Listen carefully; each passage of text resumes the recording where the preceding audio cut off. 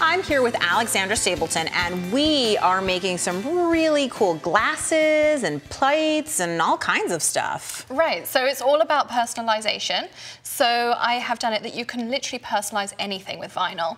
I did a cake stand, I've done plates that you could do for a wedding with Mr. and Mrs., glasses, which you're going to be doing today, and also a plaque and things that you can make. So you can literally customize anything. I like it. Let's get started. All right, so I'm going to be using up some of my scraps. So I have a piece of the rose gold glitter on there, which is perfect for wedding season. I'm always down with glitter. Exactly. Lots of sparkle, and I'm just going to use a design that I've already saved in here, like this. And then I'm just going to scan my mat in, which is going to let me just position it perfectly on the scrap so that I can use up all my pieces of vinyl. I always think that, like, I mean, I'm a hoarder, I'm not gonna lie. Me too. Save every tiny little piece of everything. Tiny little bit, and I save them by color so that I can easily find them, you know, and I do find that over time, I reach for that scrap bin all the time, and I'm always looking to see what I can use again. Exactly. So this is perfect because I can position, at this I'm going to be doing misses, and I can move it around so that it fits perfectly on my scrap. And then I can also resize it if I need to as well. So I can just... And you know, I think part of customization is being able to make it exactly what you want it to be. So you can pick the font, you can pick the size, you can pick whatever it is that you need to make it perfect. Exactly. So I'm going to cut out the misses. So while it's cutting, will you tell us a couple hints about when you're cutting vinyl, what are some things that you need to think about, like how to set things or... So I tend to have my blade not too deep. If you're cutting a glitter vinyl, it needs to be deeper than if it's just, say, a plain black vinyl. Because that glitter actually it's another layer. It's an object, yeah. I like to use a lower tack mat so that my paper doesn't stick to the back and it doesn't tear in any way. And always have a weeding tool set to hand. So when we pick out so let's talk about weeding, because I never do it in the garden, but I'm always willing to do it with vinyl. You know, because weeding is basically, we've done what's known as a kiss cut, right? Yes. Where we actually haven't cut all the way through. Exactly. We've just cut that vinyl layer and the backing paper that's on the back of your vinyl. We haven't cut through that because otherwise it's going to stay on your mat. Right. And then it's harder to work with.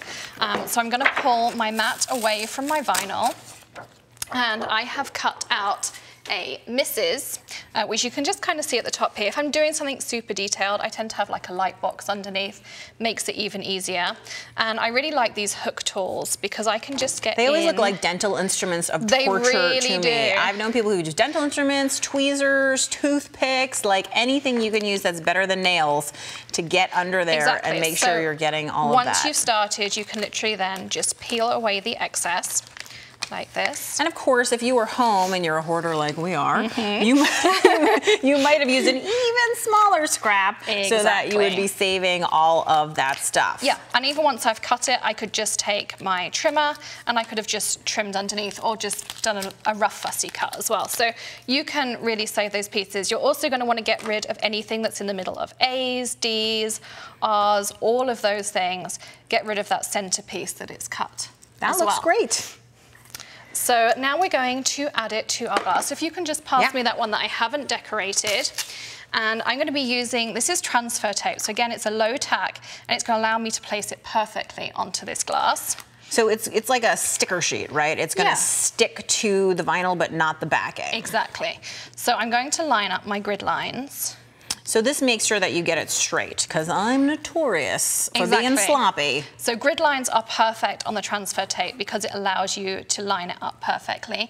And if I can just grab the brayer from you, you want to really get in there, put your back into it, as they say. I've been known to use a scraper tool, a credit card, a hotel room key. Like, you just want to use something to really get your pressure on. And you can see how easily then you can just remove I have to tell you, that sheet. You know what's interesting is I always peel the tape from the backing, but seeing how much easier it was to peel the backing from the tape. Because it sticks to whatever's on the bottom. That's such a small tip, but big difference. Works. Big difference. So if I can get you to hold the glass this is why you need to craft with a friend. You do. Always craft with a friend. So I'm going to pop this on there, and again, I can just line up those lines. We're going to stuck on there. Taking the hook with us.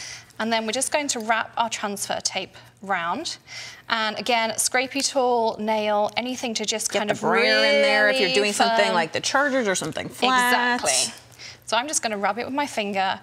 Now, is this going to be permanently on that glass? This is a permanent vinyl. You can get removable vinyls too. So if you're doing different occasions or different names, if you're doing different parties and things, you absolutely. You know what? For wine glasses, I was just thinking, instead of those little wine glass charms, you could temporarily vinyl them, and it would be kind of nice. Or if you've got a themed party, you can do it just with that party, and it will come back off again. So I tend to leave it maybe about 30 seconds, which just kind of allows that adhesive to start curing.